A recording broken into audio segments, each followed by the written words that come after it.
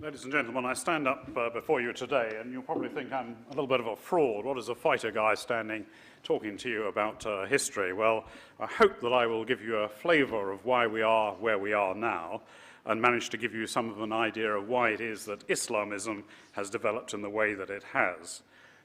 Let me start by asking whether or not Islamism is a religion, or is it an ideology? Does it comprise far more than just the religious aspects that we, most of us here, Christians, understand?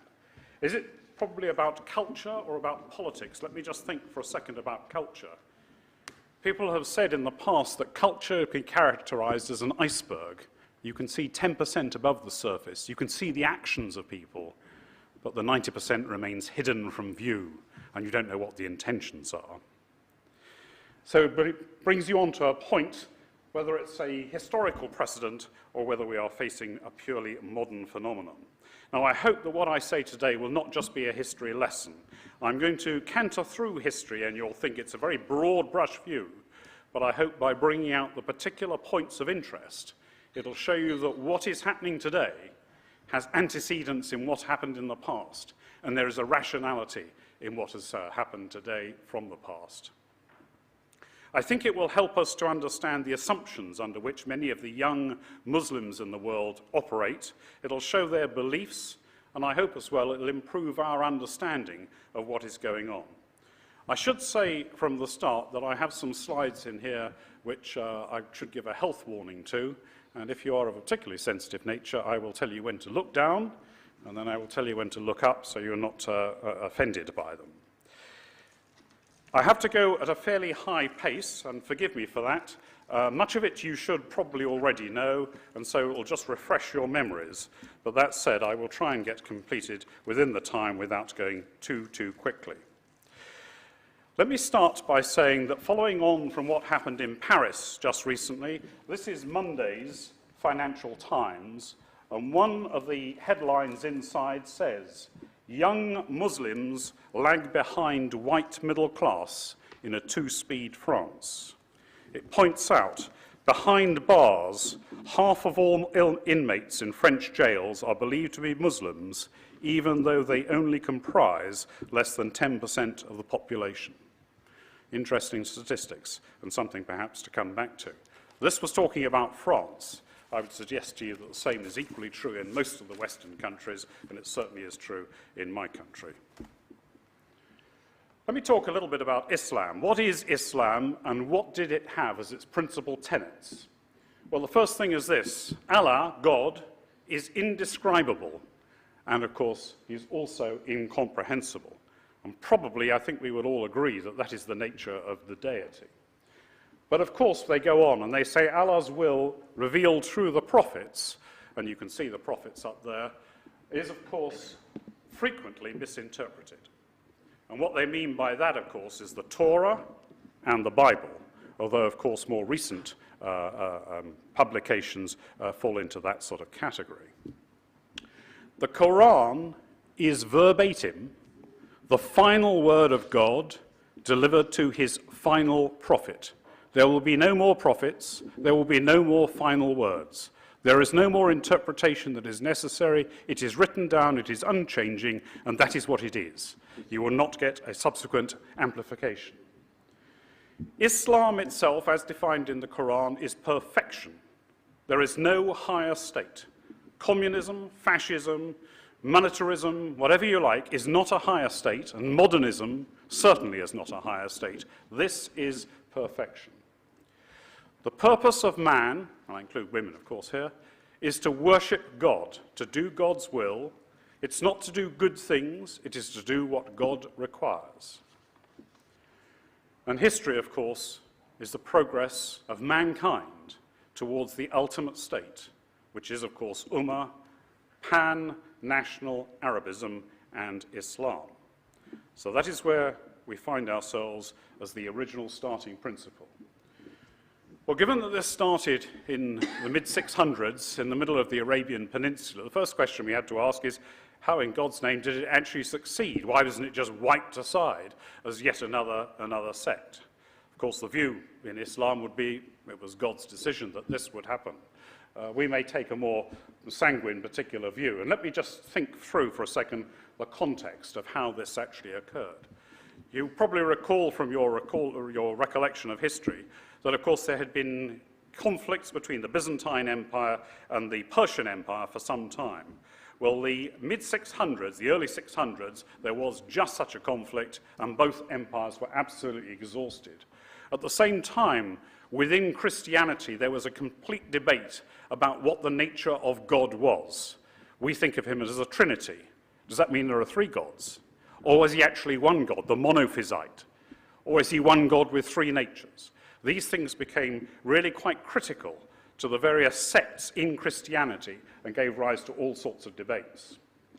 While all this was taking place, many of the Semitic populations found themselves pushed to one side, and therefore they became progressively disaffected.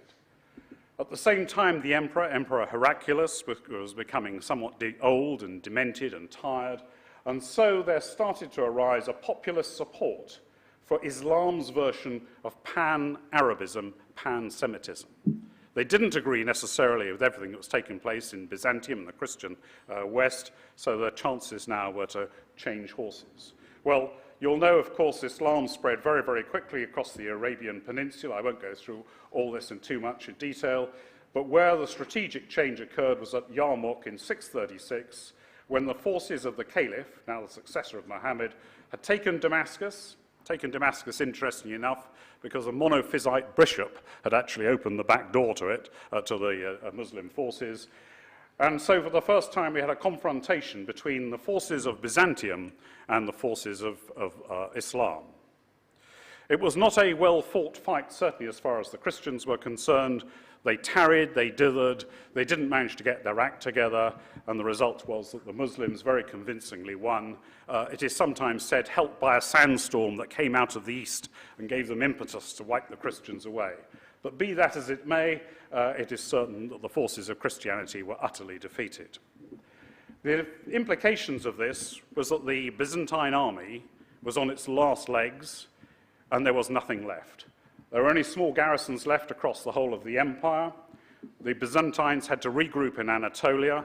They withdrew completely out of Syria, and by 640 the Arabs had occupied Israel, Syria, Lebanon, and by 641 had even taken Alexandria itself. A very rapid rise to power. And if we look also on a slightly more global scale, let's have a look at what that looks. Well, most people will know that in 711 they moved into Spain and took virtually the whole of Spain. What people may not be so sure of is that they got to the gates of Paris in 732, and they were only stopped there by Charles Martel at the Battle of Tours, First Battle of Poitiers. And of course, had this not gone in the way of Charles Martel's forces, maybe they would have continued even further. So a very, very rapid expansion indeed. Let's have a look at the Islamic Empire then at 750, which is the period we're talking about, occupying now the Persian Empire and the whole of the Maghreb, up into Spain, and indeed along the southern part of France as well. Excuse me. If we move forward to 1100, they've expanded still further, now southwards, almost down, well, to the top end of Nigeria, right across the area of sub-Saharan Africa, and also, interestingly enough, right down the east coast of Africa, as far as Madagascar, and almost getting towards going round the Cape. The only reason they didn't manage to go round the Cape was because their ships, these sort of dhows, found themselves, if they set off southwards, there is a very strong current, the Aguilas current, that runs southwards. And if you put a dhow like that into the Aguilas current, you'd next be seen off Antarctica. So because of that, they got as far as they could and established themselves an empire in that area there. We should mention briefly the schisms that occurred, and I'm going to talk about that in just a little bit more, the various sects that one knows of. Now, we all know about the Sunni Shia sects, and I'm not going to spend too long on this, but you can, of course, see country by country, where, of course, the Shia are in majority. But probably a better way to look at it is this patchwork that you can see dotted around. Interesting group there in India, obviously in Yemen, it's quite an interesting group. The Alawites, of course, occupying the west of Syria, and quite a big presence up there in northeast and Pakistan. But let's talk a little bit more about sects, because I want to talk about motivation.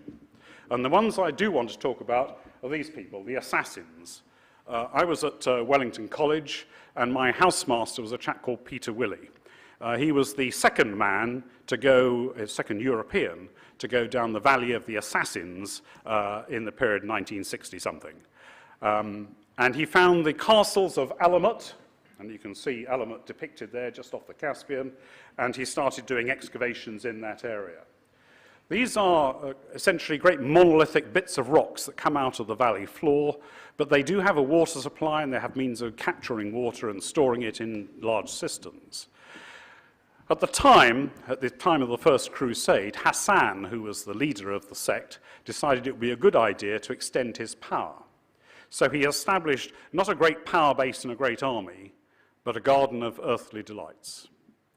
And he would fill a young lad from the local village full of hashish, and while he was unconscious or semi-conscious, bring him up into the garden of earthly delights, where everything a man could wish for was provided. While he was there, Hassan would visit him and say, "My son, we are together in paradise." He would then be filled full of hashish again, taken to the bottom of the mountain, and be told, "My son, if you wish to return with me to paradise, this is what you must do.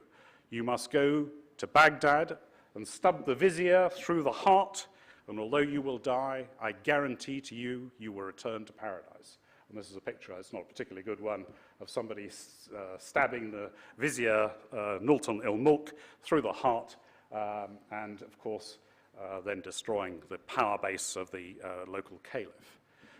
Well, by using this technique, he gradually extended his power, and it lasted for a considerable number of years, went on, and eventually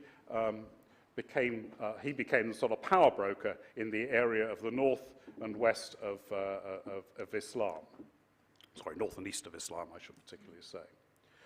However, there were now about to be two major setbacks for Islam. And the first of these really destroyed the assassins. They had destroyed them in their castles. And the first of them was, of course, the Mongol expansion that took place under Genghis Khan.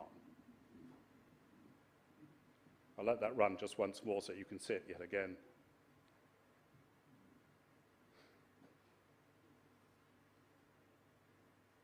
Over degrees of longitude rather than miles, the Mongols, of course, spread their terror right across. Let me just tell you about two particular expeditions that were of interest. In 1222, I should say, what happened was Genghis Khan asked his chief lieutenant, Subotai Badahur, to take Batu Khan and to carry out a reconnaissance in strength around the Caspian. They went up through Georgia and Armenia and ended up positioning themselves just off Crimea.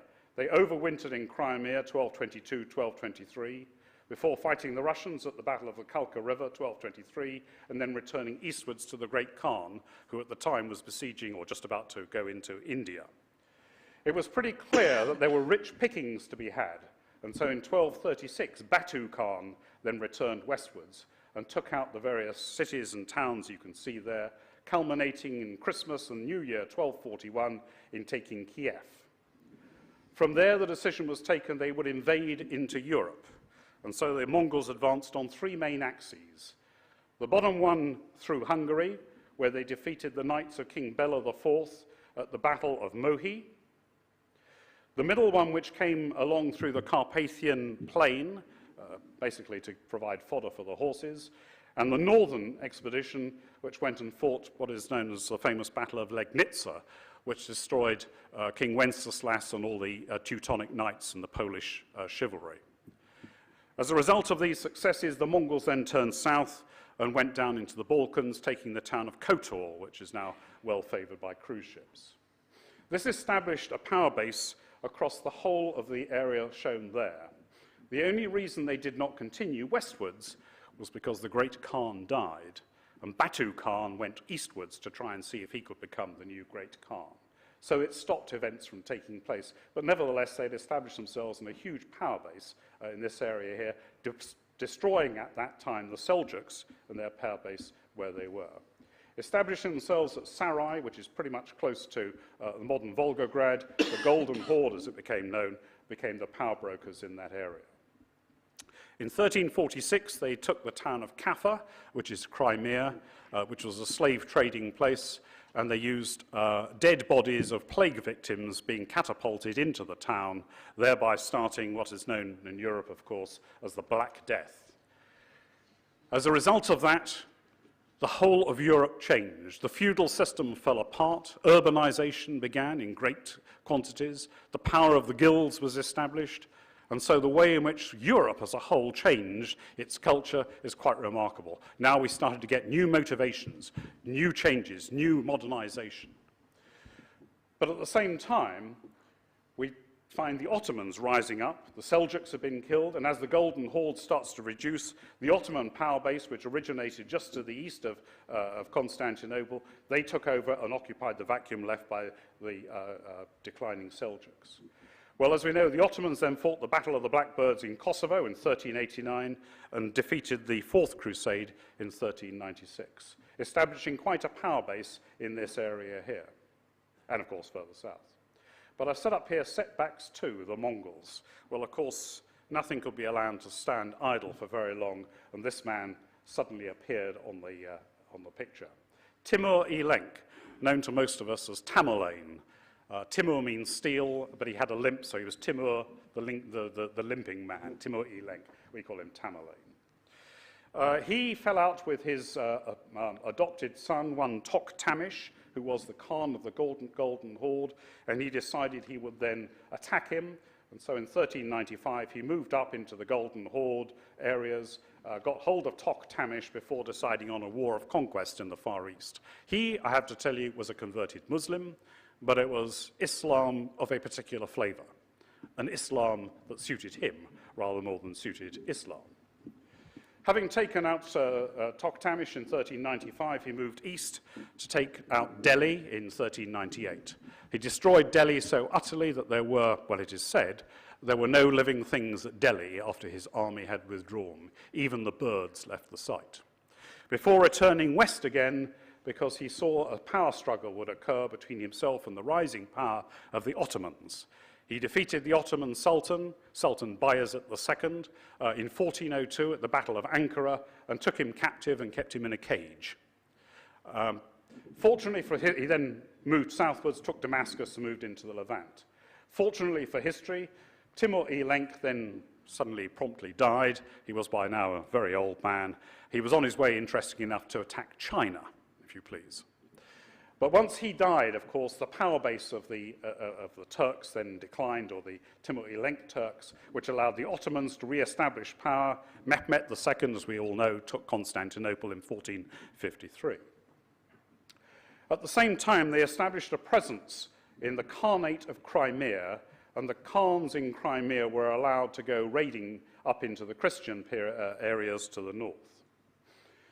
Well, this gave Europe a bit of a problem because Europe at this time wanted to get across to the spices of the Far East, but of course in their way was the Ottoman Empire and the Mongol Empire.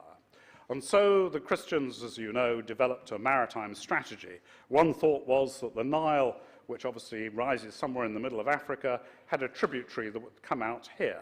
And maybe if they could sail around and get into that tributary, they could get up the Nile, perhaps cross across to the Red Sea, and get out to the spices.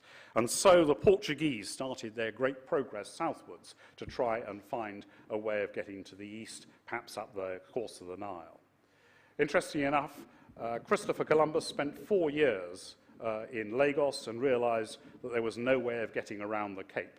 But how little did he know, because Bartholomew Diaz in 1487 rounded the Cape and found the first Hottentots.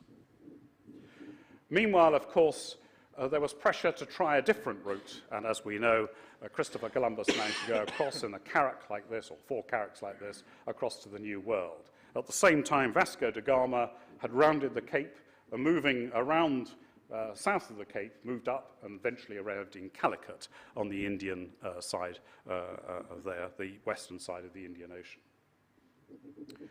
Meanwhile, events in the north of India were taking another turn. Now, for the first time, there had been a certain number of Muslims in India before, but this man, Babur the Tiger, he was a great-great-grandson of Tamerlane. He was given power in Fergana, he took Kabul, and then moved himself into Delhi, which by this stage was starting to recover, and established the Mughal Empire. He was, a Muslim, and he insisted on a very pure form of religion. He established himself at the first instance at the Red Fort at Agra, and interestingly enough, he found Jain monuments and carvings like this, and he said, those are far too rude, and had all the private parts cut off. Meanwhile, of course, in Europe, events were moving on. The Muslims had probably extended as far as they were going to, and in fact, the tide was starting to turn. In 1492, Isabella and Ferdinand evicted the Moors for the final time from Granada, and the Moors then found themselves out. Where were they going to go? And so many of them decided the only course of action was to become a pirate. And you'll find the Moors that came out of Spain established themselves in Morocco, Algiers, Tunis, Tripoli, wherever, across the Ottoman Empire, and resorted to widespread piracy. What sort of piracy was it? Well, unlike Rome, which of course was very much a slave economy, where indeed you had large mines that were peopled by slaves, you had large estates, large villas that had slaves to work them. In this particular world, they needed slaves for the great galleys that they had, and they also needed slaves to work all the plantations and various agricultural facilities around the Maghreb. And so slaves became the name of the game, and the Muslim pirates started to go and collect slaves. Now, all of you here will know of the Marie Celeste. If I tell you that around 3,000 ships were depopulated of their ship's crews and left just to float off, then it puts the Marie Celeste possibilities in context. One of the most famous attacks to get slaves was the attack on Julia Gonzaga in 1534. She was deemed to be the most beautiful woman in the world. She was widowed at the age of 22, and in her castle at Fondi, just south of Rome, she was attacked by the corsairs, by the slavers. They came in, tried to get into the castle. She was warned at the last minute by one of her maidservants, and she made a hasty retreat. The result of the hasty retreat was her maidservants were then captured and disappeared, and the populations of Fundi were then put to the sword. The man who carried out the attack was this chap, Ariadanus Barbarossa, and we will all know the name Barbarossa from various other activities. He was, of course, originally a Christian who converted. What was the fate of the female slaves? Well, obviously, what was going to happen to Julia Gonzaga is pretty clear, and indeed, that was pretty much the fate that was presumed for most of the women who were taken as slaves. Don't forget, of course, that most of the ships that were actually captured by the pirates had very few women on. If there was a woman on a ship, she was probably a high-ranking lady, so very few women were taken off the ships. But those that were taken, and those that were taken from the land, were normally taken, obviously, to be an odalisque, as shown here. But actually, their fate is rather more mundane. This is a lady who is pretending to be a slave, and next to her are 2 children. The fate of virtually all women that were taken is they were impregnated almost immediately. Because as soon as they were impregnated and had children, they had divided loyalties. Should they stay here as a slave with their Muslim children, or should they return somewhere else back to home? Maybe their family was there, maybe they weren't. So many of them chose to stay, and many of them chose to convert to Islam. The most famous of the ladies who were the most successful was this lady here, Roxolana, who became, well, she was captured up near Poland. She was brought down to Kaffa in Crimea. She was sold. She became a concubine of the Sultan, Sultan Suleiman the Magnificent, and she eventually persuaded the Sultan to marry her. And it was her children then that became the future sultans. One of the few successful women to have succeeded. What are the male slaves? What happened to them? Well, most of them were going to go to the galleys, which gives them a dichotomy, a dilemma, I should say, because, of course, they hated being on the ship. But by God, if their ship was sunk and the Christians won, they were going to pay for it. So the big dilemma. But these things required a vast number of slaves, and if I show you this picture, you'll see some of them, I mean, this is not all the galleys were like that, but some of them had up to 8 oarsmen per oar. The requirement that the Ottoman Empire had was for at least 10,000 new slaves every year just to man the galleys. So a huge requirement. How did warfare take place in that period? Well, it was something like this. If a galley was taking on another galley, they would come into arrow range, and then the archers on board would fire volleys of arrows. And you can imagine the effect that would have had on the slaves, the rowers, who were standing by their oars with absolutely no cover whatsoever. Well, this technique certainly worked at the Battle of Preveza against the Christians under Andrea Doria in 1538. And indeed, under Suleiman the Magnificent, things were going particularly well.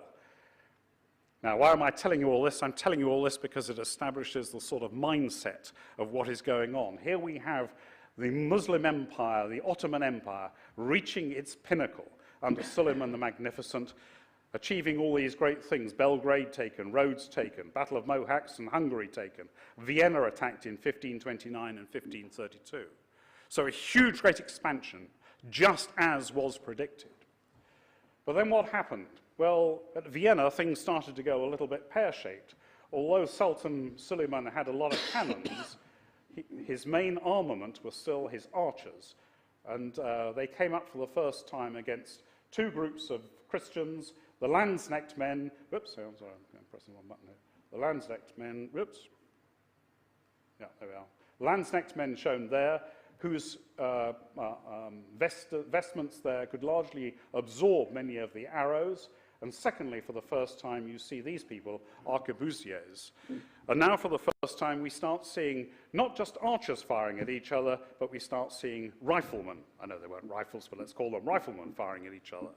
And the interesting thing is we start seeing the development now of volley fire, sequential volley fire, front rank fire, middle rank fire, rear rank fire, front rank fire. And of course that was enough by and large to stop the Muslim advance and the capture of Vienna.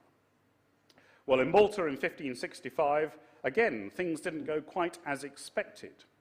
But of course in Cyprus in 1570, we all know, I'm sure you know, Nicosia was taken in summer of 1570, and then the siege of Famagusta took place in 1570 into 1571. A considerable number of Muslim soldiers were killed in the battles that followed, as a result of which it re-motivated the Christians. And in the battle that took place just to the west of Greece in the autumn of 1571, Battle of Lepanto, we start to see some different dynamics at work. And the first one I draw to your attention is this. We have cannons on the broad side of ships, not where the rowers were, but now they are weapons pointing out to the side. And although there are still cannons in the front of the various galleys, now we're starting to see the arrival of big men of war. About a third of the Ottoman fleet was blown up before it closed into range to destroy the Christians. So now we're starting to see technology substituting. Well, let's just have a look at the sort of setbacks that occurred and the successes that occurred. And I'll run through this because I've already covered most of this. Yarmouk, 636, success. The Mongols go around the Caspian, bit of a failure. Batu Khan takes out the Seljuks. But then on the other hand, the Ottoman state is established and they move on to take out Kosovo and move on from there. Then Timur turns up, defeats them at the Battle of the Ankara and captures Bayezid II. Constantinople is taken. Things seem to be back on track. But no, my God, in Spain, Ferdinand and Isabella, the Reconquista. Babur then takes Delhi, so things are okay again. Vienna, failure by Suleiman. Preveza, success. Malta, failure. Cyprus, success. And suddenly in 1571, Battle of Lepanto. And it could be said that was probably the turning point. That was the decisive point. From that moment on, there were still going to be failures, of course, for the Christians, and still going to be success for Islam. But the great expansion, the great improvement, the great perfection that was sought now seems to be unachievable. Well, as a result of what happened at Lepanto, a lot of the archers were killed because of the cannon fire, and new rowers are going to be required. Where were they going to come from? Well, let me talk to you a little bit more about the slavery. And this is the number of slaves that were taken from the coasts of the Mediterranean in the period after 1535, around Lepanto. And these are the numbers that were actually captured.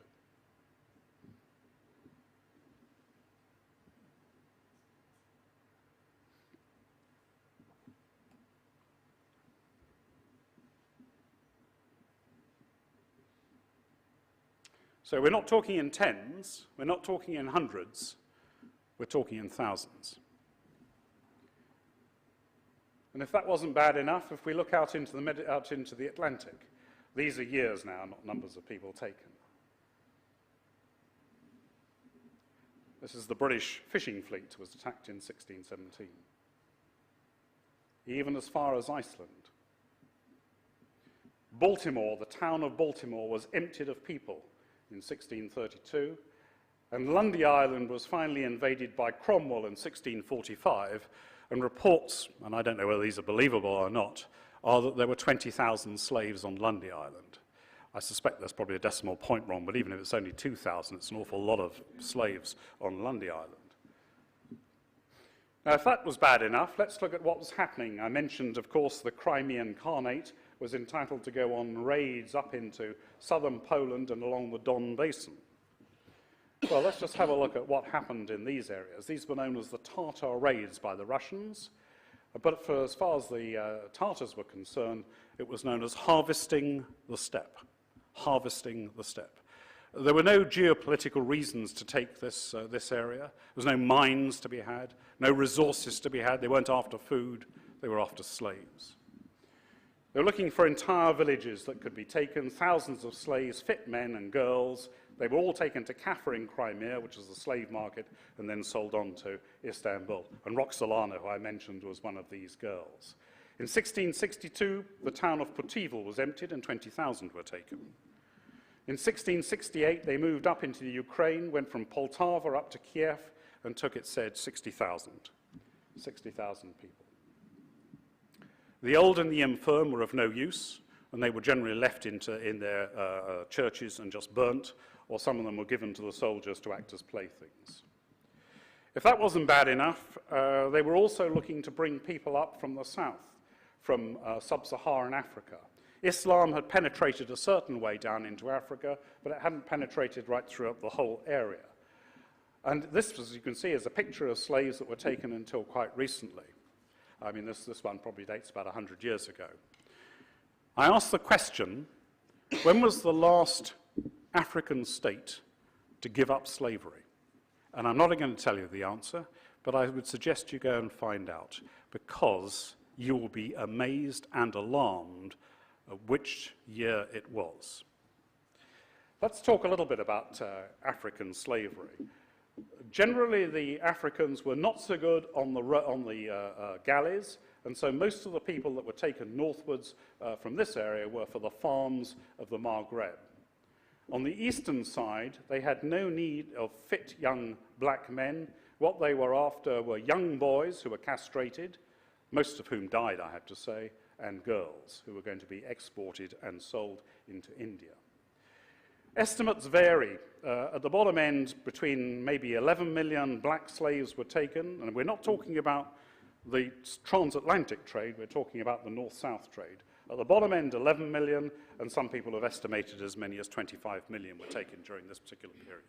When I say Islam was a slave economy, you can start to see the size of the way in which it operated.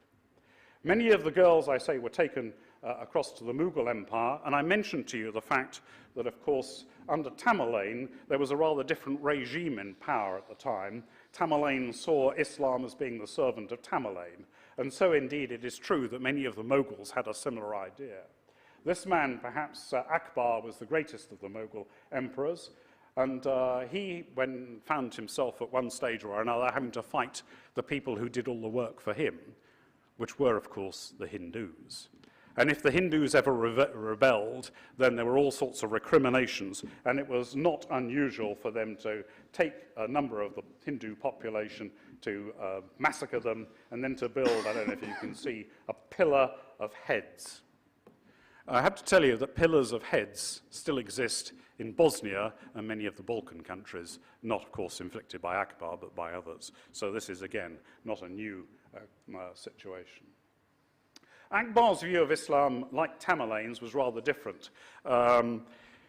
He was criticized on one occasion for having 300 wives, because he was entitled to have 4, of course. But the man who criticized him was given a one-way passport to eternity. He also, Akbar, was very interested in Christianity, and he invited some Christian missionaries to come and persuade him how good Christianity was. And they talked to him about what happened to Jesus and, you know, what essentially happened with Orthodoxy and the Roman Church. And he said, of course, Christianity is a weak religion. Had I been Jesus, I would have got down off the cross, got an army together, and defeated the Romans. That was his method of dealing with pretty much everything. Well, I mentioned that the tide had turned, and I'm not going to spend too much time. Siege of Vienna, 1683, Battle of Mohacs, 1687, Peter the Great, who, after having all the ravages, the attacks done into the Don Basin, decided to move down to take Azov and establish a naval base at Taganrog, moved down with 2 armies in 1695 and again in 1696, and established himself in a great powerful position along the northern part of the Black Sea. Meanwhile, in the Far East, of course, we're starting to see European penetration, and you can see British, Portuguese, French flags and Dutch flags as well. Interestingly enough, the British were given Bombay as the wedding gift of Catherine of Braganza for Charles II. That's how we acquired Bombay. But the main presence of the British was over in this area here, and you can see considerable Christian penetration of the Indian subcontinent. Of course, the whole thing changed then in 1757, when at the Battle of Plassey, Clive defeated the local Nawab and defeated the French forces. From that moment on, Britain was going to move into the hinterland and take the rest of India. But then we need to move back, perhaps to the Black Sea, and this lady comes to the fore, Catherine the Great. Catherine's plan, very simply, was to establish a new sort of empire. She wanted to divide the empire that she had and gain some more. In the north would be the kingdom of, or the empire of Russia, and in the south would be the empire of Constantinople. The reason was she had 2 grandsons. One was going to have the northern bit, and the other one was going to have the southern bit. The unfortunate thing is she didn't really tell the Ottomans too much that that was what was planned. Well, I'm not going to go through the various evolution of Russian raids, but if I show you just some of them. In 1769, she engineered an attack by the Turks into Russia. She sent 2 large armies that moved in, one from the east and then a further one from the west. In the battles at Largo and Kargul in 1770, she managed to defeat the Ottoman Empire. At the same time, the brother of her lover, you'll remember Gregory Orlov was her lover at the time. Well, the brother, Alexander Orlov, took the Baltic fleet, came all the way around through the Mediterranean and beat the Turks at the Battle of Chesme in June of 1770 and utterly destroyed Turkish sea power for good. Well, as a result of this, there was a treaty, Küçük-Kaynarca, which we won't deal with in too much detail, but I will just show you the provisions. The Sea of Azov was given to the Russians. The Crimean Khanate was given to Catherine, so she now essentially controlled the whole of this area. Kinburn, the Dnieper estuary, was given to Catherine. The Black Sea was now opened, and of course, she now received also 4.5 million rubles, how very conveniently. Well, in a repeat of this, in several other wars that took place, it was clear that the Ottoman Empire was in decline. And this picture is from Gilray, the great satirist, who depicted, there we have the Ottoman Sultan holding on to the back of an English horse with William Pitt the Younger. There's the Emperor of Prussia, the Kaiser, that's a Dutchman on the back. There's the Emperor of Austria, as Catherine, of course, and there's a Frenchman standing there saying sacre bleu. But it's clear now where the power lies. It's a balance of power between the Brits and the Germans and the Dutch on the one hand, and of course the French and the Austrians, and of course Catherine on the other. Notice the Sultan is left there hanging on to the back. That was the new sentiment. And if it needed ramming home, it was rammed home in great graphic detail when Napoleon took Egypt in the Battle of the Pyramids and beat the Mamelukes. And again, if it needed ramming home just one stage further, at the Battle of Abu Qir Bay in 1798, Nelson defeated the French, although the Ottomans weren't involved. If anything, the Ottomans were on Nelson's side. Nevertheless, there was nothing that the Ottomans could do against these magnificent weapons of war. They were the B-2s of their day. In the West, there was then this sentiment. The West needs to do something to stop the poor people of the Ottoman Empire in Bulgaria, not Hungary, in the Balkans, into Greece. They must do something about it. And romantics like, of course, George Byron decided they would do something, and as we all know, he died in Lepanto, Missolonghi, in 1824. Well, of course, we then move on through the Crimean escapade, but even in 1873, while the Ottoman Empire was almost completely destroyed, we were still getting Turkish atrocities in Bulgaria. Sorry, I'm moving too fast. And in fact, at that stage, it was not Disraeli, but Gladstone who said, as a result of these atrocities, the one great anti-human specimen of humanity. And when the British Prime Minister says that, you can bet your bottom dollar there's a lot behind it.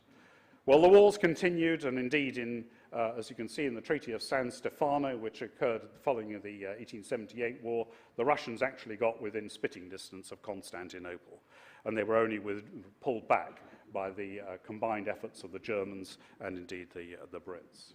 Nikopol was taken, but if you look at the way in which the victories occurred, well, to begin with, a few Turkish victories, but then it goes Russian victory, Russian victory, Russian victory, Russian victory, Crimean War, Russian victory. So suddenly we're starting to see the whole change. And indeed, by 1914, it's quite remarkable that you look at the state of Islam. The whole of the Maghreb has been taken by the West, by the colonial powers. India has been taken. The Far East, of course, Indonesia has been taken by colonial powers. The only bit that's left independent for Islam is the Ottoman Empire itself. So you can see now the sense of the West imposing upon the Ottoman Empire and Islam in general. And indeed, in 1914, of course, the Ottoman Empire decided to join in. Unfortunately, they joined the wrong side. Well, let's come to 1914. In the last 10 minutes, I want to just talk about where we stand. And I want to just give you some idea. Not only is this a physical constraint that the West has imposed upon Islam, it's also an intellectual constraint. Let's just look at some of the things that occurred by 1914. Well, in 1914, there was pretty much universal suffrage for every man in the West. Women were still yet to get the vote, but it wasn't far off, establishing an equivalence in entitlement between men and women. Industrialization, the greatest industrial revolution that has ever taken place. Things like electricity being used, which fuels and powers virtually everything else. Railways not just to move people to go to the seaside, railways to move whole armies from one side of Germany to another side of Germany. The internal combustion engine that was going to power everything we do. Flight could probably never have come from the Muslim countries.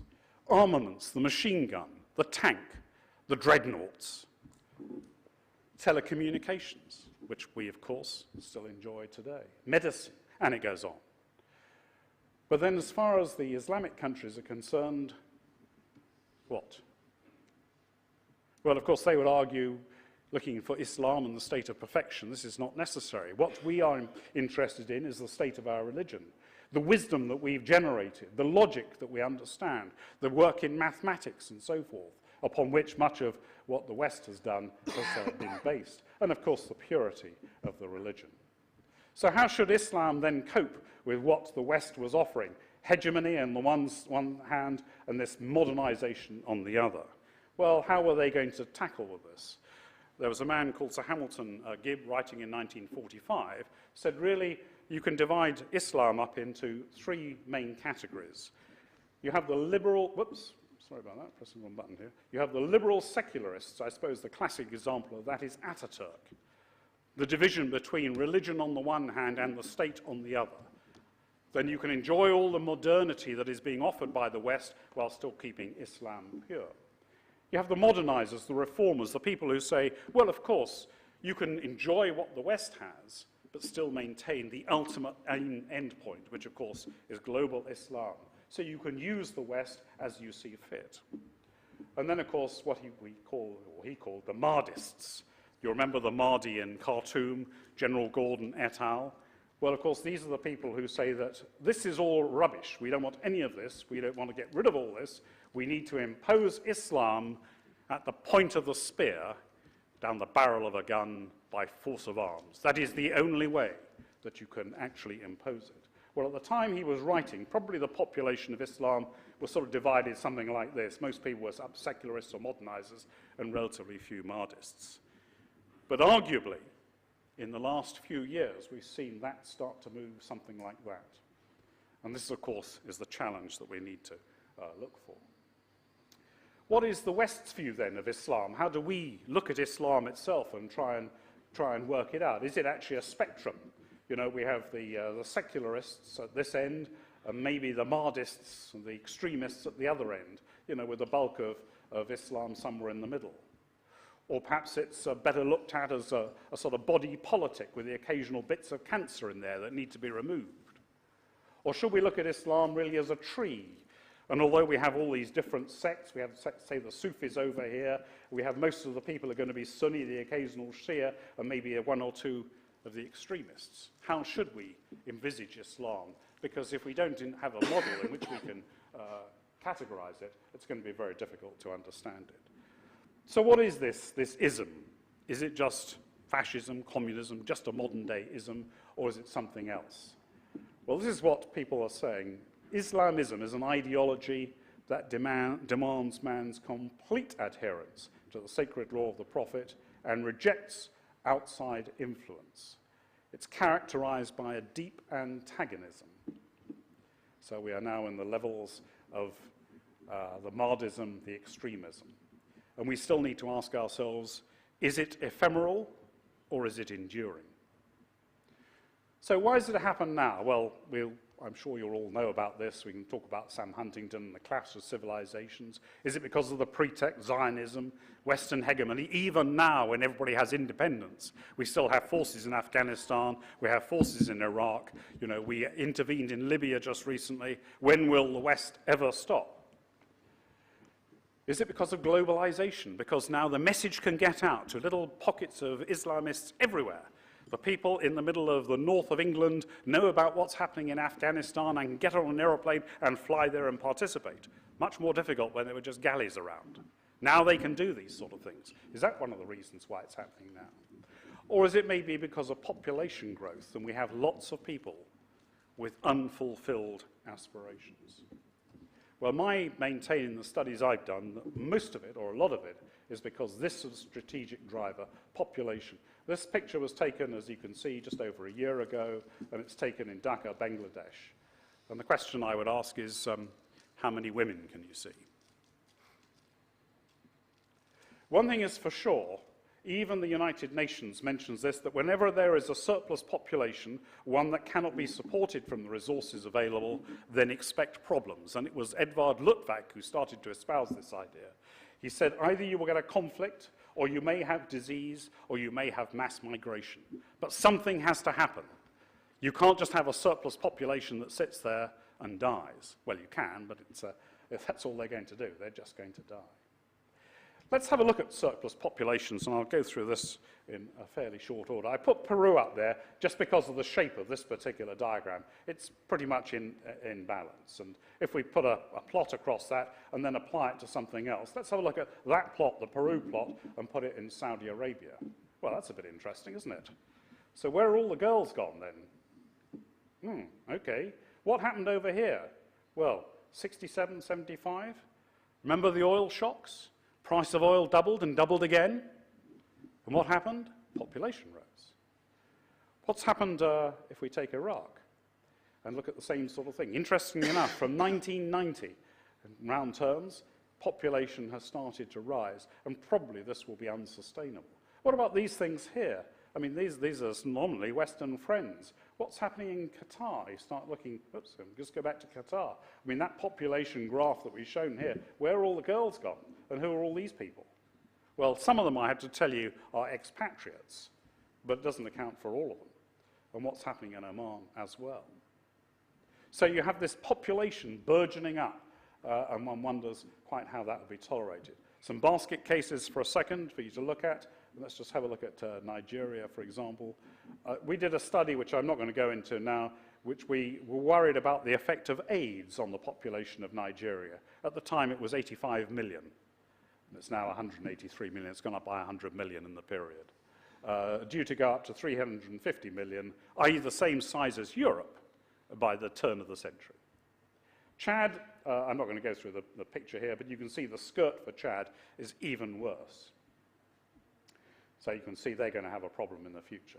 Well, if you look at fertility per woman, and these are UN statistics, you can see that really sort of south of the Mediterranean and actually down almost to South Africa, that's where the population growth is really going to take place. And many of those areas are, of course, Islamic. So how will these people view the world? What are the assumptions these boys, these girls are going to make? Well, I suggest, based on their culture, they're going to make the assumption, indeed they make it an assumption, they make it a belief, that Western laws are not those of the Prophet, and actually they don't therefore apply. Although the West is superior, things like Nobel Prizes in technology, use the West's technology and turn it against it, reject materialism, promiscuity. Let's return to the purity that was envisaged by the Quran. God's purpose in all this is being thwarted, particularly by the West, but actually it feels like they're being thwarted by anyone. But Sharia is the law, and Sharia does not require that you have to do exactly as the law of the lands required, and therefore there is no necessary wrong in massacring or enslavement.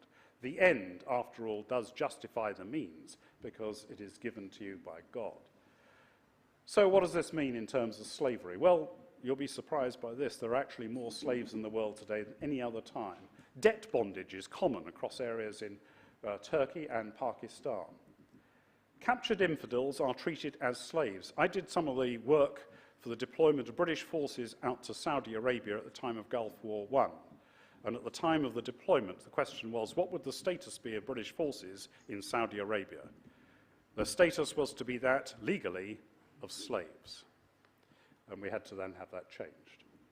Surplus children sold as child brides happened in Afghanistan, to a considerable extent in Pakistan. Rotherham girls, we find a phenomenon in the West right now where girls, Christian British girls, are given drugs, given alcohol when they're 14 or 15, and turned into sex slaves, and then become the slaves of Pakistani masters, and this has hit the headlines in a number of areas. We all know about Boko Haram, and I would bet you that this group here, virtually all have either had children or are pregnant, for the reasons that I gave. What of the Yazidi girls who've just been taken by ISIL? Well, I suspect the same fate has either occurred to them or awaits them. It may be illegal. It may be illegal. But if you are a young Muslim, is it wrong? Now, for those of a sensitive disposition, turn away now, look down, because I'm going to show you some more pictures when I can get you to guess what they are. Let's just think of other things that are illegal, yes, but maybe not wrong. There's Islamism. This is a young girl reporter in Chechnya. That's what happens to her. That isn't contrary to the Quran. She shouldn't have been there. Is this wrong? Is this wrong? Is this wrong? Is that wrong? Okay, you can start to think about looking up now. This is the sort of group that we are dealing with, who do not see anything wrong with this sort of situation. Let's talk about them a little bit more. I've looked at events that have taken place. Glasgow, when the bombers took out the airport. Looked at Greenwich, murder of Guardsman or Private Lee Rigby. What happened in Ottawa? What happened in Sydney? Remember, they took over a cafe. What happened, of course, in France just recently? And let's look at the people who did it and see if there are any sort of common denominators. I'm not going to go through this in detail. So what do these people find? Well, they watch television. They're brutalized. They see nothing wrong with these sort of things. They see it happening on television almost every day. They also see the propaganda. Oh, my God, they're bombing again. They're bombing our people. They're bombing members of this sacred group of Islam. Day after day, they see it. They want to belong to something because they don't seem to have anything they can belong to. And they're offered uncertainty in an uncertain world. And if they do join one of these sects, of course, they achieve prestige and respect. They're told that they do God's will, and they're told that it's their duty to go and do it. But the problem is, of course, they live in a sort of world that doesn't necessarily cater for that. They live in a male-dominated society. It's true. Boys are held in high esteem, and girls, well, we've seen the statistics, we've seen the shape of the graphs, they're liabilities. Boys, I have to tell you, in the West, get everything almost on a plate. They all want to be doctors, lawyers, and teachers. But I make no apology for saying a lot of them are very idle, and some of them are not very bright. Not everybody in this world can be a doctor or a teacher.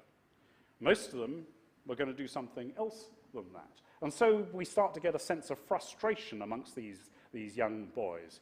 Why are their qualities not being recognized? What is it we have not done, we, the West, have not done?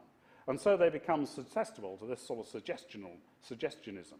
What are their inalienable rights? Why are their achievements frustrated by these sorts of things? Western society, imperialism, persecution, and the inability by the West to recognize talent. So, of course, the duty to Islam becomes an obvious way out. And if they can't achieve their aims in this world, well, maybe they should think about other methods of doing it. The international laws, the customs, the culture do not apply. It overrules the loyalty to the state, to the crown, or to the citizens, and in creating a state within a state, then all these things start to become possible. Polygamy, slavery, murder, colonial justice, because Sharia is the only course to true Islam. And so when you find these young men, and these are the ones, the bombers that we're talking about, when they start climbing the ladder of success, they find the first time they reach an obstacle, it becomes a little bit difficult for them to go up on it. And so the physical aspects, their physical ambitions are frustrated. And these are people who perhaps were slightly culturally arrogant, probably had poor academics, a bit of a purposeless life. Quite often they enjoy rap and gangster music, unemployed because they haven't got any academics, and they resort to petty crime. And suddenly these sort of people find it very, very attractive to swap ladders halfway across, because now you can go up the ladder of the spirituality, and you can go, of course, quickly onto that ladder and eventually achieve what is your aim, the 72 virgins in paradise. Well, what does the West respond about that? Well, sadly, we don't do very much. We have a president in the United States who has utopianist ideas. He hasn't been very good at trying to decide what to do in Cairo. Indeed, he had, as you know, Mubarak virtually kicked out and encouraged the riots. And one can say that he's pretty much like Jimmy Carter with the Shah of Iran, and the same is true with Obama. Couldn't decide whether to intervene or not intervene in Syria. And in Ukraine, well, he sits on the fence a little bit and can't decide what to do. Bomb ISIS, yeah, but don't do too much bombing. Don't just do enough to stop the offensives. Indeed, last night he said, in Syria, we are degrading and ultimately stopping the fight. Well, that doesn't sound like a man who's committed to decisive action. And I'll just show you these pictures here. This is the bombing sorties that have occurred recently. In the month since August until just now, we've launched, well, the West has launched 880 in Iraq and 666 in Syria. So what's that? About 1,500 sorties in the round. Let me just tell you, on the day of D-Day, when we invaded northern Europe, we've launched 14,000 sorties across the beaches. 14,000. They haven't done 1,400 in 6 months. On the opening night of Gulf War I, we launched 2,000 missions on that one opening night. And they haven't done that in 6 months. Is this somebody who is decisively engaged? Well, the questions that I would put to you is this. What do we, collectively and individually, really know about Islam? Do we really understand? Because if we don't, we really should understanding what motivates the youth. Is it going to just fizzle out? If we do nothing, if we do what Obama is doing just now, will it just gradually disappear? What's going to happen to the oil price? What sort of effect will that happen? How do we break this chain? Can we do this? How quickly can we do it? Is there something else that's going to bring up a new casus belli? Because at present, we seem to be doing pretty much nothing. Fecklessness, and we're becoming tolerant, certainly as regards the press. Military responses, of course, have the unfortunate side effect of just creating more martyrs, more people then who go off to fight the West. Maybe we should try psychological factors, undermine the leaders, undermine the beliefs, gives a sense of purpose to these young men, and remove the rabid. Or maybe we should also think about the legal principles, see if there is a law that we could enact. And the final thing I will suggest to you is maybe we need to think about the law a little bit more. The freedom of speech, as you know, Charlie Hebdo, the fights that went on in Paris, the massacres that took place, can easily be turned against us. If we're entitled to produce a picture of Muhammad weeping or doing whatever it is, and that is considered unsavory, well, how much more do we find it unsavory if I said, right, we must go forth from hence and massacre Christians? Your freedom of speech and my freedom of speech are both the same principle, and both must be upheld. How about thinking along these lines, though? What can we do to curb the incitement, the coercion, and the brainwashing that is happening to these young people? And I'd suggest to you maybe the sort of law that we now need to adduce is a freedom of choice principle. We have freedom of speech. Now we need to give a freedom of choice principle so that they will not be incited, they will not be coerced, and they will not be brainwashed. And I suggest, I just throw it out as a line of argument, any person acting on his own behalf, or as an agent, perhaps even a priest, for another, perhaps even a religion, who offers an inducement, tangible or intangible, i.e. a money or a place in heaven, or creates an obligation, it is your duty to do X, Y, and Z, to carry out an act contrary to the law of the land, i.e. commit a crime, should, I suggest, be considered guilty of the crime of equal gravity to the law that has just been crossed. Maybe that is the line that we should take, and maybe we should make sure that people who are giving advice, priests in particular, but politicians perhaps as well, are required to record what it is they are saying so that we can hold them to account. Ladies and gentlemen, I apologize for being so fast and furious. I will now give the floor across to Klearchos Kyriakides, who will now take us through the more pragmatic things. I hope you find that what I have said in terms of history resonates down into what we find today. Thank you very much.